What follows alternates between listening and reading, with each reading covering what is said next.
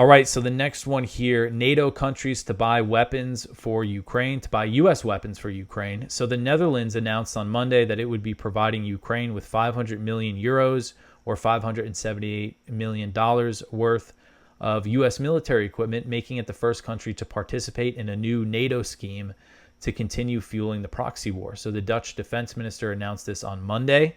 He said that it would include Patriot parts and missiles.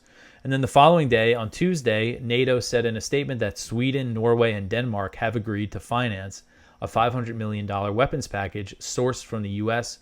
for Ukraine under the new scheme, which NATO is calling the NATO Prioritized Ukraine Requirements List, or the Pearl Initiative.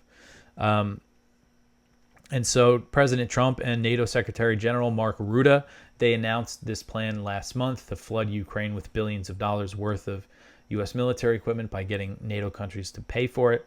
I know some NATO countries, including France and Italy, have said that they're opting out because they would prefer to buy their own stuff to send over there.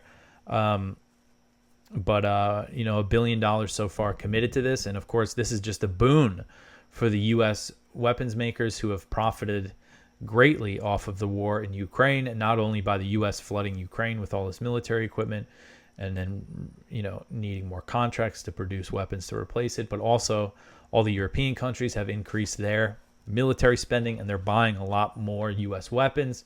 And now here's another scheme that they're going to make lots of money off of. And the war continues.